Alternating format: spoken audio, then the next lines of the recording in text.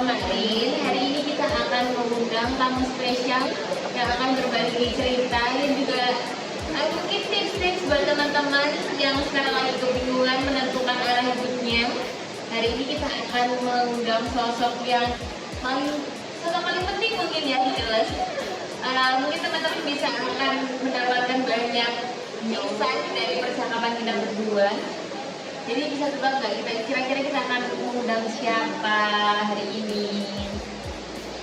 Banjoli hadir, halo Banjoli, jangan lupa ikutan kurban setiap hari ya, siapa tahu kalian orang beruntung dan dapetin gelas gratis di hari ini. Beri tepuk tangan ya, beri tepuk tangan. Akhirnya datang juga tamu inspiratif kita hari ini. Banyak yang belum kenal mungkin kalau sebenarnya kenalnya sebenarnya cuma ada doang soalnya kita. Oh gitu, iya benar-benar ada. Ini sekarang perkenalan dong. Iya, perkenalan dulu. Happy dulu. Perkenalan dulu aja, perkenalan dong. Kamu ini siapa sih sebenarnya? Ya, perkenalkan sahabat semuanya. Nama saya Ulfi. Di sini saya mengisi posisi di head of Jadi Kak Ulfi ini adalah HR-nya Delos, guys.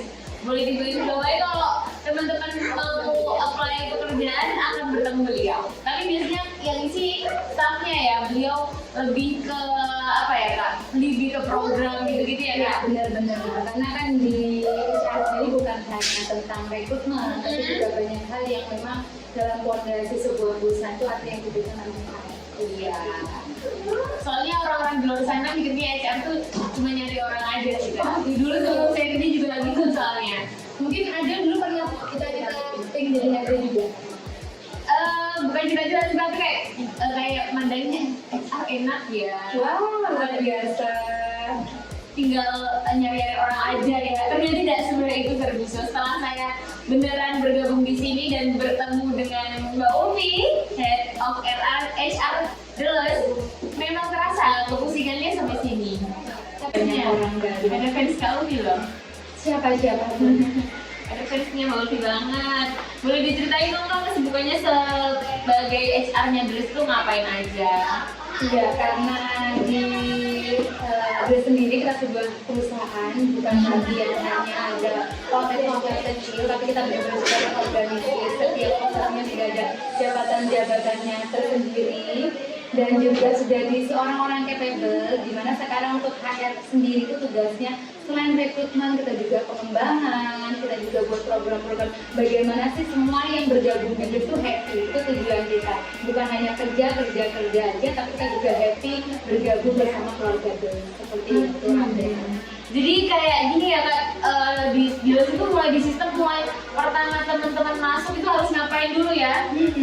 Jadi nggak langsung tiba-tiba ditaruh outlet langsung kerja, langsung dicolek, kok gitu, enggak ya Kak ya? Enggak, di sini pun juga bukan hanya tim outlet aja, di kantor kita juga ada bagian finance, ada bagian gudang, ada SPP dan banyak lagi yang memang sudah kita katakan proses sesuai dengan job desk dan kemampuannya, sehingga terjadilah sistem Delos yang seperti ini. Alhamdulillah. Bagaimana Delos bisa jaga kualitas rasa, selalu disenengin sama pecinta Delos kan? Cabangnya banyak, kenapa kok rasanya semua cabang sama gitu Kak? Itu salah satu tugasnya HR di sini yang tadi katakan skill sama andel, di mana kita semacam sistem terdekat mungkin, karena kita juga nggak ingin namanya angka kita satu dengan outlet lain itu berbeda rasanya. Ya, jadi kita ada SOP di sana dimana kita bisa bagaimana cara pembuatan produknya, bagaimana menyajikannya, bagaimana kita melayani pelanggan. Kita buat sistem terdetail itu agar semua yang kita sajikan kepada pelanggan itu seragam dan semuanya terstandar sesuai dengan standar itu. Selain itu kita juga melakukan riset setiap hari ya Kak? Benar sekali. Risetnya itu kita bukan mainan juga, risetnya itu nggak hanya sehari dua, tapi kita benar-benar pastikan yang kita berikan kepada pelanggan kualitasnya nomor satu. Iya, jadi meskipun udah banyak yang suka tapi kita harus improve dan riset ya Kak? Iya benar banget. Itu Kak Ulfi awalnya kalau bisa jadi HR-nya Delos itu emang Kak Ulfi emang udah ada background jadi HR kah atau gimana? Itu lulusannya apa? Nah ini mungkin yang nanti bisa di bukan lagi kita ingin jadi PA harus lulusan ini, kalau mau jadi guru harus lulusan itu. Iya benar, itu adalah namanya dasar kita untuk mendapatkan sesuatu. Tapi jangan lupa teman-teman, kita bisa ada namanya belajar mengasah potensi diri kita. Karena setiap orang tuh punya bakat dari lahir, dimana bakat dari lahir kita itu yang nanti ketika kita melakukan sesuatu yang sesuai dengan bakat kita, passion kita pasti akan lebih di sana. Contohnya nih, teman-teman mungkin berpikir bahwa saya adalah lulusan ini, jadi saya bisa jadi head. Ternyata enggak, saya jurusan teknik informatikanya. Jadi sangat mungkin melainkan jauh dari posisi yang sekarang saya tempati. Dulu ketika D3 saya di manajemen informatika, S1-nya juga teknik informatika. Ketika saya belum lulus, saya sudah ditarik kerja di sebuah PT yang ada di Jogja. Karena saya menduduki pertama, saya belajar di marketing online, dan karena kinerja lagi karena kita kinerja reportnya bagus, kita bisa saya selama 3 bulan menduduki posisi di manajemen wilayah. Dulu saya ditempatkan di Banyuwangi selama kurang lebih 1,5 tahun. Karena suatu hal saya harus mengundurkan diri atau harus berkarya di tempat lain, saya kerja di sebuah rumah sakit. Saya tidak langsung jadi admin, ada pertama saya juga akan jadi teknisi karena saya sudah dengan keilmuan saya, dia naik lagi karena lihat kinerjanya, naik lagi sebagai PLT ke pegawaian dulu. Setelah PLT ke pegawaian, kinerjanya terus meningkat, jadi saya diposisikan sebagai kurang lebih 4 tahun. Jadi panjang banget ya guys, panjang banget. Setelah rumah sakit baru saya di Jadi kata semangat misalkan sama jurusan nih nggak cocok sama jurusannya, bisa loh kerjanya nggak linear sama pekerjaannya ya kak. Yang penting kita harus tahu passion kita apa, kesukaan kita apa, yang itu memang berdampak positif pada diri kita. Ayo semangat untuk mewujudkan hal tersebut. Ada kuisnya kapan habis ini dong, jadi kita akan kuis setelah penyampaian materi ya kak ya. Iya benar banget, sabar ya. Ada yang nanya nih tadi, Kak Ulfi orang Banyuwangi bukan atau dari kota mana? Alhamdulillah saya Banyuwangi asli, suku Using. Jadi sesuai dengan KKD-nya itu 100% karya Banyuwangi, termasuk ini orang-orang yang ngisi juga. Alhamdulillah rata-rata memang 100% warga asli Banyuwangi. Iya, jadi emang ingin mengkaryakan orang Banyuwangi ya kak ya. Kalau bisa dari Banyuwangi kenapa harus lebih jauh ya? Iya. Kenapa sih, apa sih kak tantangannya pas Kak Ulfi kan kalau jadi HRD itu pasti sibuk banget ya. Terus di sini di dulu itu udah ada 60 karyawan lebih, tapi ada aja masalahnya. Apa sih tantangannya kak? Itu alhamdulillah sejauh ini dilancarkan selalu, tapi pasti ada sedikit. Hanya sekedar itu sih kak, manajemen waktu, manajemen mentality, bagaimana kita bisa membagi antara 80 karyawannya dari situ treatmentnya karena beda-beda. Itulah pentingnya HR, dimana setiap individu yang di kota dengan yang di kantor pasti beda. Itu sih kita lebih kepada bagaimana cara menyimbangkan pemikiran kita antara di luar di lapangan dengan yang ada di kantor. Nanti diuruskan dengan sistem-sistem yang ada. Iya ya, karena memang 80 orang yang kerja di Banyuwangi ini karakternya beda-beda. Sekali, dan itu sangat seru. Sangat beda-beda, jadi kita meskipun bikin sistem itu juga harus melihat kondisi psikologi teman-teman juga ya kan. Nah, bukan hanya kemauan kita aja, tapi kita juga harus melihat benar nggak sih ini nggak sih dengan makanan. Apalagi kan sekarang berhadapan dengan generasi yang muda, itu nggak gampang juga, tapi bukan berarti walaupun nggak gampang tuh bukan berarti nggak bisa.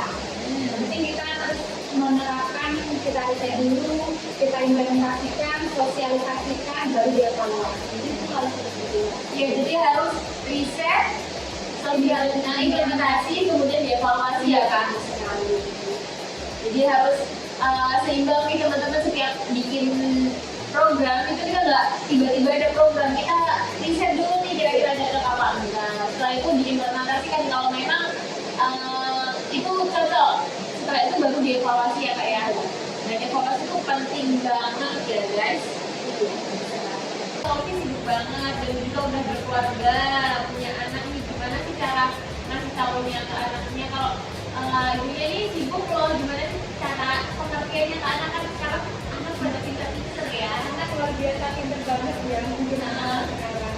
Jadi, kebetulan anak saya usianya 4 tahun dan memang dari kecil semenjak dia dalam kandungan itu sudah saya edukasi. Kita bisa ngobrol waktu nanti belum lagi bahwa kesibukannya ibunya seperti ini, seperti itu. Nah, 1 tahun, 2 tahun mungkin kita menyesuaikan karena kan memang anak kan gak jalan juga. Nanti lama-lama ketika kita ngomongnya nanti kita bukan hanya ini dia mau kerja, tapi kita harus tahu juga komunikasi yang kepada anak kita, tujuan kita kerja itu untuk apa. Ini kan tidak dengan tujuannya anak kita. Kita harus juga sering ngomong nanti gini ya, kita kerja untuk ini, tapi juga sesuai dengan tujuannya anak itu udah akan bisa diterima untuk anak. Jadi kita harus sholat dulu. Anak kan fungsinya apa? Nanti itu seperti ini ya, ibu bisa mensolusikan ini dengan ibu bekerja. Itu pun bisa dengan suami kita, keluarga kita harus komunikasikan dulu nih tujuan kita itu kerja apa, manfaatnya apa, nanti dampak dan ketika kita kerja apa yang harus dikorbankan, kita komunikasikan di awal sehingga di dalam berjalannya proses kita selama bekerja itu tidak ada masalah yang gimana antara kita keluarga dengan pekerjaan. Jadi kalau pamit itu harus ada reasonnya ya Kak? Iya, bukan hanya pamit itu pamit ya mau kerja, tapi harus ada reasonnya kepada anak kita, kepada suami kita, kepada ibu bapak mertua, alasan kita bekerja apa, nanti dampaknya apa, negatif positif itu sudah dikomunikasikan di awal. Jadi memang ketika anak sudah bisa diajak komunikasi secara kompleks, seharusnya itu sudah dikomunikasikan ya Kak? Sudah. Jadi kan tidak ada sekarang ibu pakai pekerjaan ya sudah ada lagi. Sekarang sudah kayak gitu. Soalnya kalau anak itu nggak dikomunikasikan secara detail, nggak tahu nih ibunya kerjanya ngapain, terus buat apa kerja, dia cuma tahu kerja aja gitu ya. Kita mulai kuisnya ya Kak, mungkin kita share-share-nya udah banyak banget. Aku review dulu dari percakapan kita hari ini. Gimana sih caranya kalau mungkin bisa sampai di posisi ini? Yang pertama harus belajar, yang kedua harus sustainable dalam kinerja ya Kak. Dan karena kita nggak akan diam kalau kita punya kinerja yang bagus seperti itu. Terus yang selanjutnya gimana caranya bisa ngasih tahu ke anak kalau kita itu emang kerja untuk kebaikan, kita harus mengkomunikasikan itu apa dampaknya kepada keluarga kita, anak kita seperti itu. Udah Kak, bisa udah kita kasih ke semua penonton nih. Semoga balik lagi tujuan kita adalah membahagiakan semua pelanggannya yang selama kita hari ini belum beruntung bisa kembali ke setiap jam 3 ya dari Iya, setiap jam 3 sore kita akan bagi-bagi hadiah dan juga cerita inspiratif dari mungkin teman-teman bisa DM Adel pengen udah siapa, pengen bahas topik apa. atau gini teman-teman sahabat jelas ada yang pengen cerita inspiratifnya diangkat live bareng kita, boleh banget nanti DM di Adel ya, kita kasih mungkin punya seperti apa, ceritanya seperti apa, nanti bener-bener menginspirasi. Ayo kita angkat bareng live di kurmanya kita. Iya, boleh banget kita akan live bareng ya. Jadi kita ngobrol online nih sama Sobat Jelas.